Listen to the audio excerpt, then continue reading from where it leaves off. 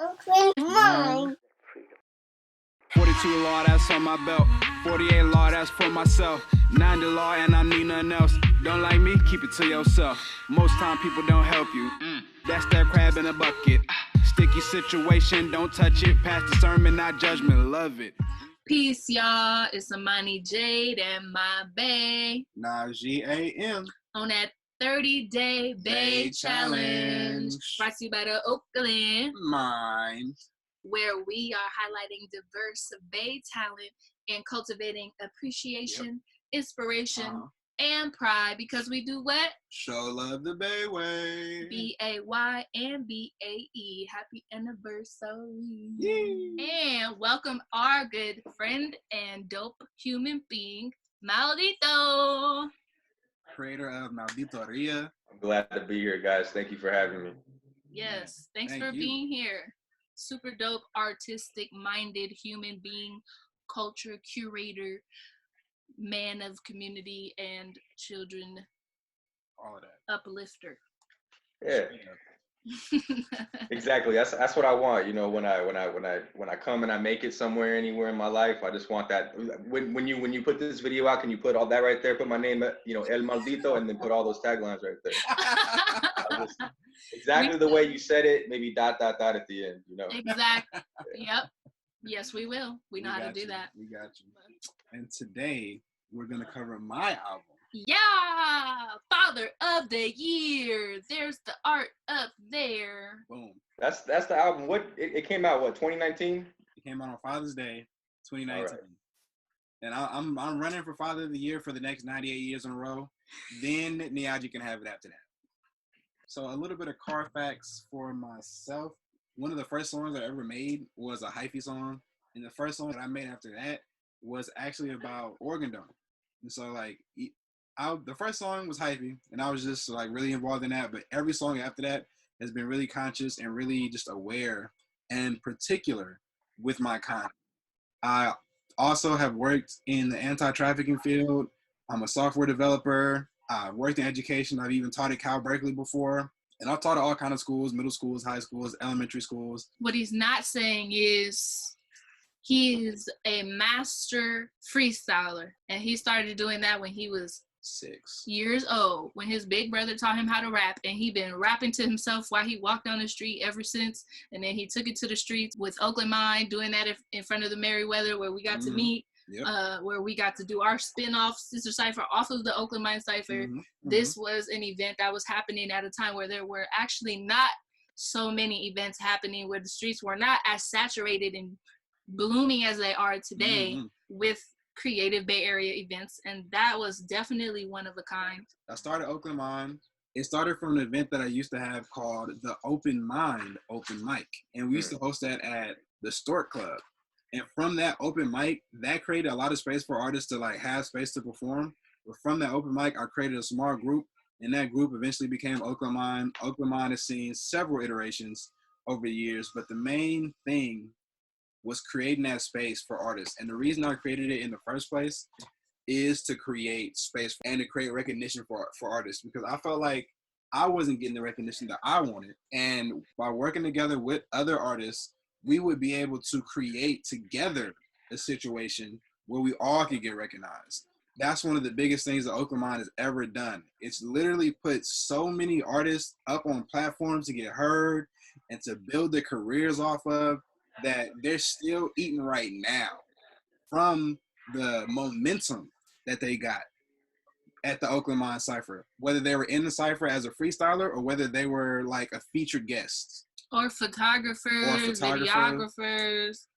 You know, you guys were at that time when I first saw you, were one of the only, and the Sister Cypher, and maybe like one other, just kind of on a random. And then unless you went out to the city, to the Boom Boom Room, and you're the one person on the stage freestyling, it's not the same. You guys created a cypher on a block. That's how I got used to it, being outside, holding space, and really the only one. And so many different personalities gravitated towards that. So many different people who were local people who really enjoyed it.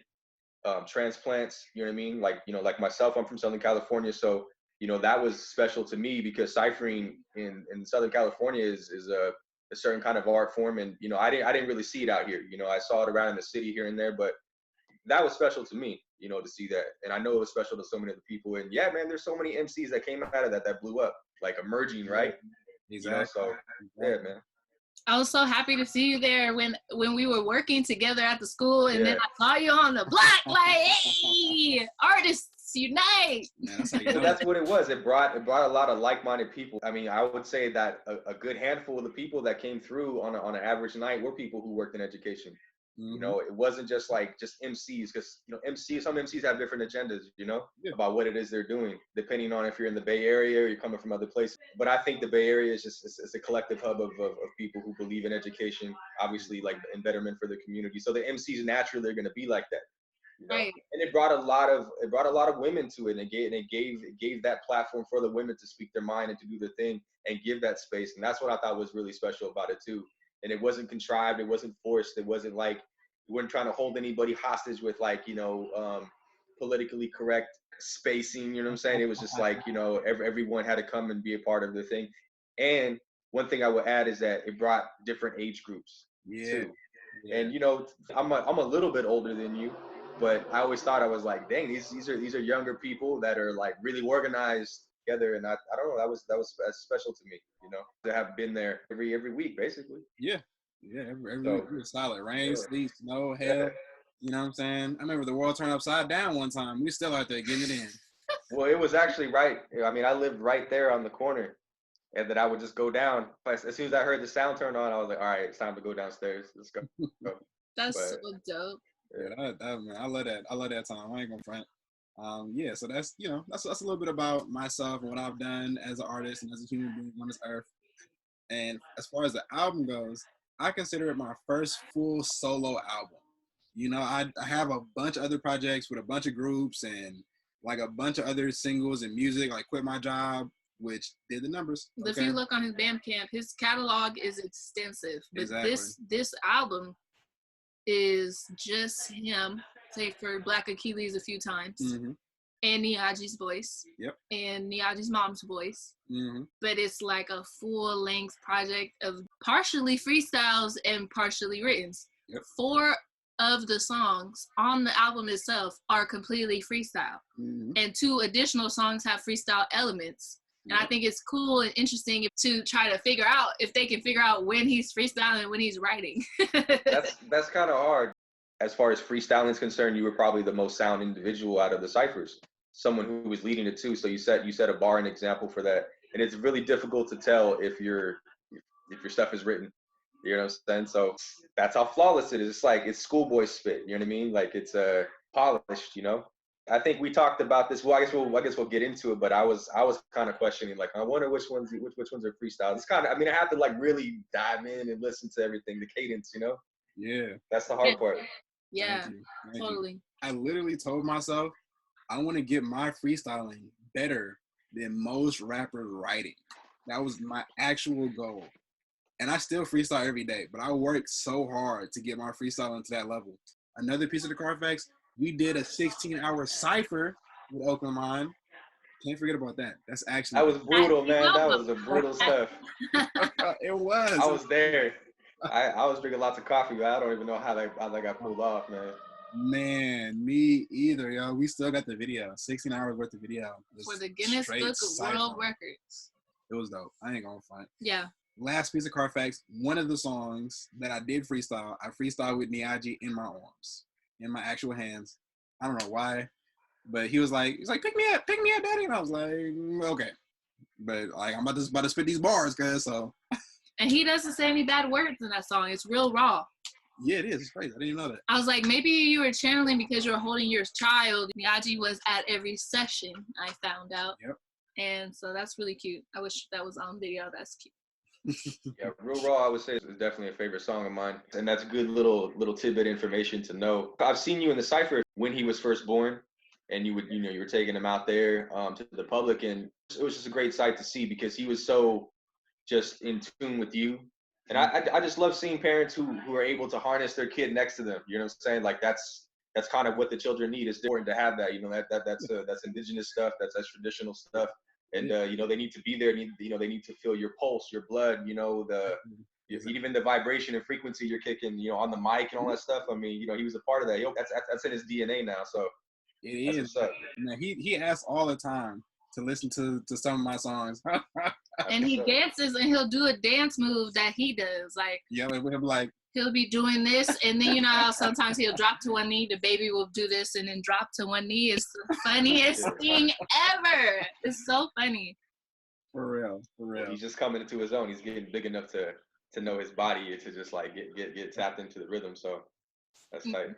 Yeah, that's dope. That's dope. So let's go ahead and get into this sound and production. My mans, what do you think? Well, the thing that I think that stuck out to me the first time I heard it, I like to remember that you sent me all the tracks before you even put it out. And I always just try to put on music first, just to create something with, like, to create art, visual art with, just because it puts me in a space.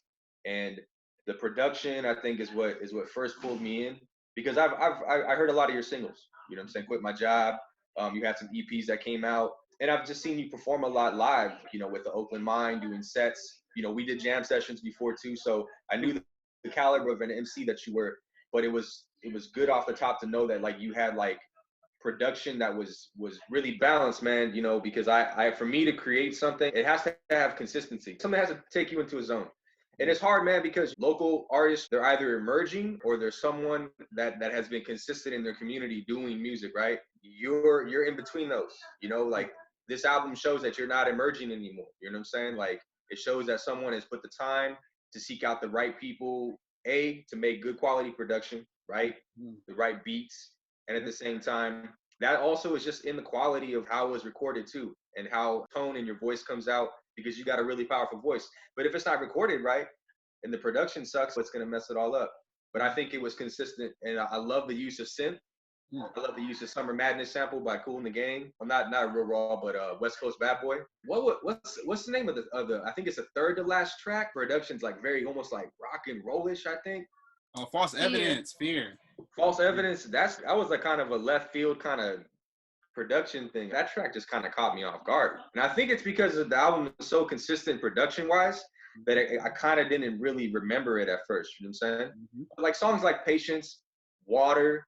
You know what I mean? They have these very airy, spacey feels. It's almost like you're walking through the mud, but it's like for a purpose. Boomaye, sense of like, not just like, I don't want to say words like revolution, but it makes you feel something. It makes you want to get out and like be your better self.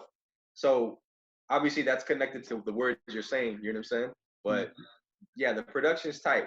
Can you tell me how many people helped you with this? How many people made beats? So I have like 3 or 4 people making beats. I got a good amount of beats from Voodoo Line. Yeah. From a producer called Urban Nerd. And then like a friend of a friend sent me a beat a long, long time ago. And it happened to make it on this project as well. That's Fear, right? Nah, that's, yeah. Another friend of mine, his name is Carpe, Fantastical Carpe.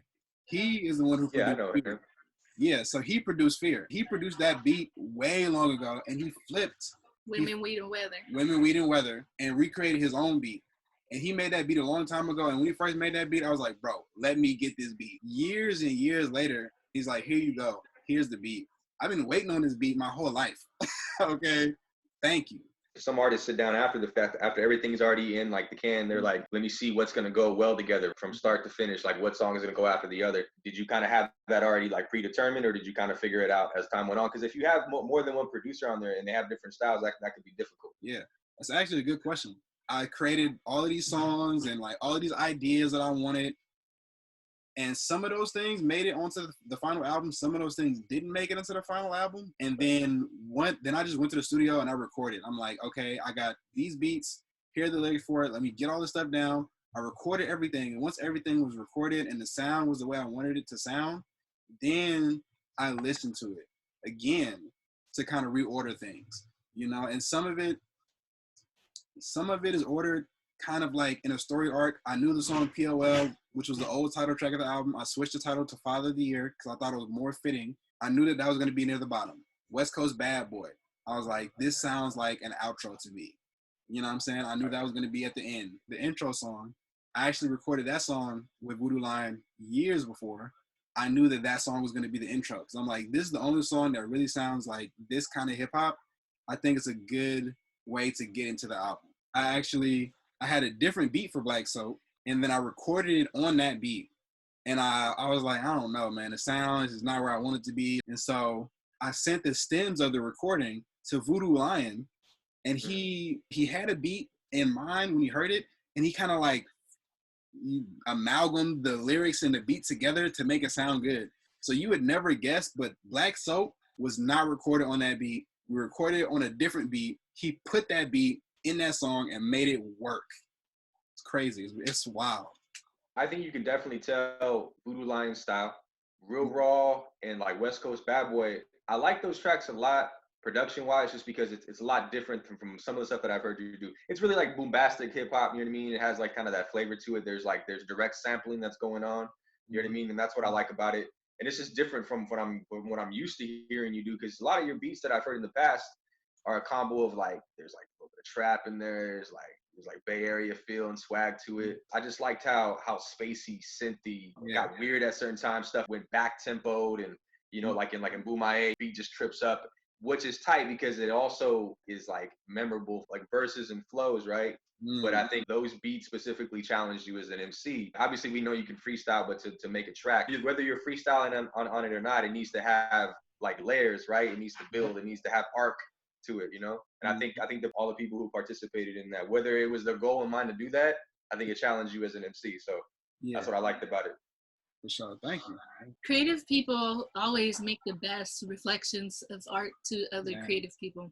Exactly. You're gonna see things in ways that I might not even see things. And I think Father of the Year as a record, it's a record. You know, like it's hard to say that sometimes about local people when they put out stuff, because we don't want to be overly critical. We want to support people. But you know, there's a difference between a mixtape, an EP, and a record. You know, and this is a record because the production is sound. Thank you. And I really worked really hard on this to make it a record. And a friend of mine, his name is Kamal, he gave me the idea. He was like, you know, you can freestyle, you can pump out tracks like it's nobody's business, but how about you sit and you take your time on creating a project? And I was like, you know what, you're right. Let me actually do that. Let me actually create an album that I really can stand behind, can be proud of, that I can play over and over and over and over again and really enjoy it and really love it. Yeah. And the baby really loves it, and so do I. Yeah. And I think that's a good time to get into the messages in the music. It makes sense that you would go from philosophy of life to Father of the Year, because you're just still giving these very fatherly philosophical ideas for your children. He also has a daughter, if you didn't know, who is 8, and she is great. She's super smart, boy. It's just very, very family-based, father-based. You know, he says things like, I'm a husband and a father. He really committed himself to that. And he's saying, be patient. And patience doesn't mean you have to wait, but I want you to learn this lesson, but I want you to learn the nuances of it. The water. I love that song. My fam, drip it. That's like one of my favorite lines, because it's like how you said it was dope. You are paying homage to something. You know, he's like an environmentalist, naturalist. He wants to make sure we separate recyclables, compostables, and garbage. He's really that Bay Area type of guy. He wants to instill that as well. He's talking about your energy. What do you think about your energy? He kind of has this spiritual tapped inness that comes through in the music. When I first put it out, I remember I made this post and I was like, track by track, and was like, here are lessons from a father, fatherly lessons. That's definitely what I feel, because as anyone who decides to put out music and use the word, every track is like a chance to put that composition of words together, the cadence, the tone, the flow, whether there's melody to it or there's like a roughness and rawness to it. It's about harnessing that energy, you know what I'm saying? And then making the right moves, you know what I mean? Being tactful, humble, you know, the messages in there are very earnest. And that's what I've always felt about you as an MC. Father of the Year is not a concept, it's a reality. And that's what I feel like people need to see, young men need to see.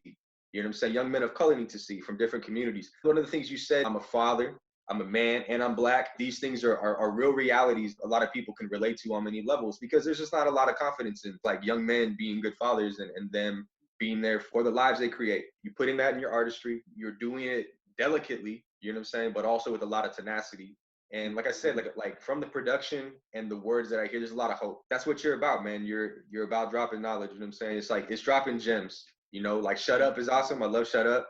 I was Because thinking about that one oh, too. you know why I like Shut Up? It reminds me of the 4 agreements. The first agreement is be impeccable with your word, you know, and that's something that we struggle with. Shit talking is something that we learn every day, especially if you're coming from specific environments. It's machismo culture, it's hood culture, and you want to talk shit, and like it's like almost showing reverence, but at the same time, like we're growing as individuals, so we need to be able to show that kind of continuity of love and expression through the words. I mean, it's what we do every day. We're talking right now. It's the perfect medium. It's us through and through. It's frequency, it's vibration, you know? So all the tracks have standout moments to them. I love how you just count with your son. And it's very humbling, man. It puts me in a very motivated place. Those are the messages, man. You know what I'm saying? The messages is all about being present as a person who's living this experience as a father.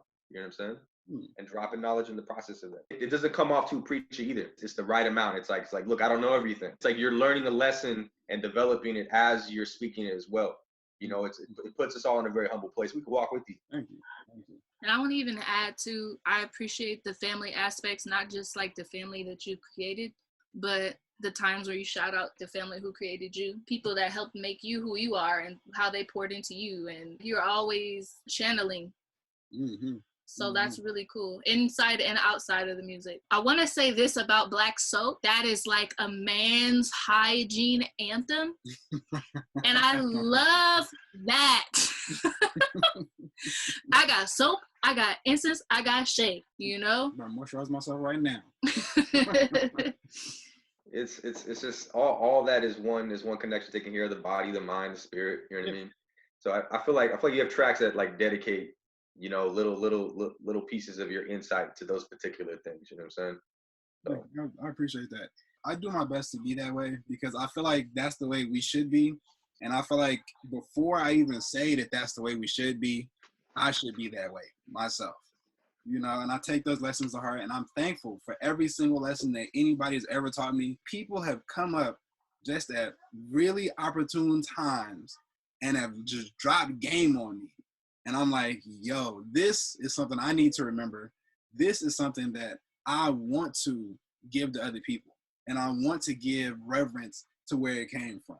Human beings, we're like a chain. And we're standing on the shoulders of everybody who came before us. If they didn't live long enough and strong enough, then we wouldn't be here. Everything I do, I give thanks to them because they came here and they did what they had to do to create me. You know what I'm saying? Good, bad, ugly, in between, all around. They did it. And there are things that we can learn from them. So I keep that in mind myself, but I also keep that in mind in music. And I talked about it a little bit earlier. We were on IG Live. You know, one of my musical elders, again, shout out Audio Pharmacy, shout out Ross KD. He told me, he said, it's not real music if it doesn't move people or educate. I was like, if that ain't a lesson, I ain't never heard one, okay? I very intentionally create music that's moving and also has a message. I always tell kids, they're like, oh, like what songs do you like? What do you think is a good song? I'm like, look, I got 2 qualifiers for a good song: the style and the content. It has to have good content and good style. And that way, I don't even have to tell them what I think is a good song because they'll know. They know when the content is whack. They can admit it to themselves. They know when the style is whack. They can admit that to themselves too. And they can come to their own decisions about it. And as a father, as a teacher, I think that's the best place to be. Yeah, and it's not an easy thing to do to teach. You know what I'm saying? Especially if you're being creative and you're trying to kick knowledge. There's a line of like evolution from organic instruments to like the skins of animals, to like to twine and bending and making, you know, different notes, to all the different electronic synth and crazy things that we have to our devices. But some of the kids have never heard a trumpet before. They've never heard it on a track, you know. And also most of the songs they're hearing actually have slapping beats but really whack lyrics. You know, so it's kind of like, how do you find a way to keep the messages solid enough and like containable enough for a generation that may be coming up that has an attention span that's on the fringe of not fully there sometimes, you know, because it's how we've conditioned people to listen to music these days, you know. So I feel like the record itself, the message is easy enough for people to understand. They don't go over your head, and that's important too. Basic, but not basic. Exactly. I feel like every word that you've put in this record has intent to it, like what we talked about earlier. You know what I mean? Like to make a good relationship, it has to have intent, right? It's the same thing. To make a good piece of art, what is your intention behind it? You know what I mean? And it's the same thing with this. It's a composition of words. You know, you can't dilly-dally with like filler shit. You know, exactly. Everything has it, whether it's a freestyle or not, but you've trained yourself as a freestyler to have consistency like that, to create verses on the fly, you know what I mean, that have meaning and purpose to it. So I just want to say, I think it's very interesting that on the heels of Father of the Years, when you found out that you had a daughter. Yeah, I know, it's crazy. Like you opened a door of like, oh, you a father, all right. Here you go, cuz. Take some more kids. I found out last year, maybe 2 or 3 months after Father of the Year came out. wow, that's intense, man. Didn't know. And what happened is my cousin sent me a picture of my daughter and me at a similar age, and I was like, that's my daughter. I came front on my life. I came front on her life. That's mine. We getting a test today. Let's go ahead and do it. Get it out the way. Boom. What's up? What's up, baby girl? How you doing? I apologize. Okay. Well, man, you know, to speak on that, man, I mean, you know, it's what we need to see and hear, man. It's like to know that, like, okay, someone came back into your life and it's like you have a child and they're this many years old and they're across the country and you didn't, from what you're telling me at least, and just knowing you and working with you and spending time with you, it doesn't sound like you're an individual that like that contemplated what that reality was too much. You're like, okay, let's go. You know what I'm saying? And the steps were there and the accountability was there, and that's important, you know? I mean, that's my daughter. When I seen that picture, I knew, and I was like, as my daughter, I'm gonna treat her the same way I'm gonna treat my son. When Najee was born, I cried, and I'd never cried. Okay, I almost cried for no reasons, but it unlocked something in me that I didn't even know was possible. I was already driven. I was already doing my thing, but that tear and that moment of his birth, that quadruple, realizing that I also have a daughter, it adds fuel to that fire. You know what I'm saying? Because I love being a parent. I love being able to be there for my kids. It's one of the things that motivates me most in this world. I'm so happy to be able to be in her life and be there for her. Just talking to her, seeing who she is and how she is, and really continuing to build our relationship together. It's beautiful, man. It's oh my gosh, it's so beautiful. I cannot describe it. What's up? Favorite song? What you got? I got mine. What you got? Well, I have several. Well, the first track that I listened to was Patience. You know what I'm saying? I just fell in love with that just because of the beat, just your flow and your flavor of it, the things that you're saying, the concept of the song. You know what I mean? Bumaye, I thought was like another track that really caught my attention from the beginning. But I'm gonna go from the very, very, very first song, I'll Be Waiting For You. I wouldn't say it's my favorite song, but it's a song that just let me know as soon as I heard it, like the official version, when you gave me the USB with all the photos and like, you know, the Oakland Mine logo, I was like, this is tight, this is well put together. When I heard the first song, I just put it on, put my headphones on, started drawing, I was like, and I stopped drawing, and I was like, wait up, I can't even just dive into this, I gotta sit down and actually listen. Favorite songs became Patient, Water. What I like are all the cameo appearances with Black Achilles, because I think he's a dope MC. You know, I like a lot of the tracks that I've heard him put out on his own, but I think it's tight to just have one person you have on, like another MC who doesn't try to like, I take the track. It's balanced. It works. You know what I mean? And he also has great lines too, you know, like I wear my melanin like a tattoo, you know what I mean? West Coast Bad Boy, I love that song a lot, just because the sample and just your flow on it, it's all swag, it's all chill. You know what I mean? And I think it's a good way to end a record. Real raw, and knowing that that's a freestyle and the history behind that makes me like it even more, because it's just different than the stuff that I've heard you do. But those are just the tracks off the top of my head, you know what I mean, that I really like. For the Money's really cool too. Because, I mean, totally from start to finish, it's something that I can listen to nonstop. That's what I look for in a record. Whether it's something that you're connecting together as a story, or you're trying to create individual compositions by themselves, I feel like the order and the amount, it's what is like 45 minutes. I think it's a good amount of time. I mean, it's basically the whole album. You know what I'm saying? Yeah, that's what I was gonna say. Yeah, especially so the whole album. Funny. I'm laughing because I have my list of favorites and it's like, ooh, false evidence. Just, I like it because the beat is crazy and it just switches up. But then I like Water because this is a all around vibe and it's just such a powerful element to be blessed by and inspired from. And then Shut Up, it's hilarious and it's like conversation provoking to me, because what's funny what you said earlier is like the shit talking, but it's almost like he's telling people to shut up. It's like he's talking shit about talking shit. And that's so funny to me. It makes me question, how do I agree with this? How do I not? When is it yes and when is it no? I don't know, but shut up. Like, damn. Sacred Energy is a song. That's my favorite. Sacred Energy. And Real Raw, to me, those are like together. I just feel a way, vibrational, in a way that I like a lot. But yes, it's hilarious that we have several. What were you going to say? I was just going to say Sacred Energy.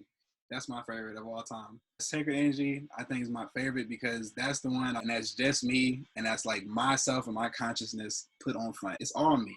But that is like a special place within myself. You know what I'm saying? I was really just mindful of how I put the album together to create a project that was going to stand.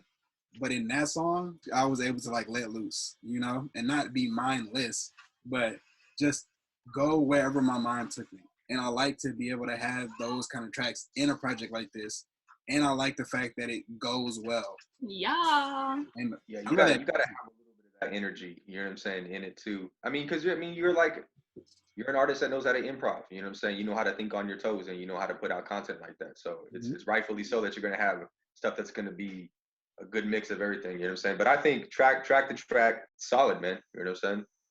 The time was spent on it, and I think it came out very, very well, man. It's helped me create a lot of great artwork too in the process of that, man. It's got me focused.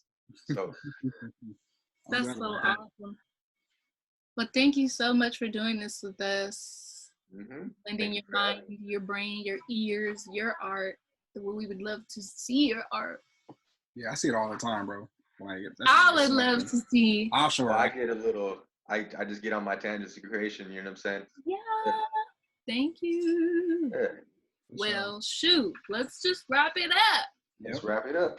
Thank you. Go listen to Father of the Year. Yeah. El Maldito. He's so tight too. And thank you so much for joining us on this edition of the 30-Day Bay Challenge, where we're showing love the Bay way. We also got some honorable mentions now. Yes, we do. Honorable mentions for you. Somebody who you wanted to claim for the Bay Area, which we talked about also on Topic Tuesday, the one and only Tupac, aka Tupacalypse. Okay. But the album actually that he put is Me Against the World. Yeah, Me Against the World is the album. So we'll put that link below with Father of the Year. Check it out. Make sure you hit us up on IG Lives, Topic Tuesdays, Freebie Fridays. Yep. And thank you all. We appreciate you. We love you. Comment, like, all the things. Straight up. Thank you, Maldito. Peace. Peace, guys. Peace. All this realness, all up in my doubt. Honestly, that's how you get blessed. Knowledge yourself.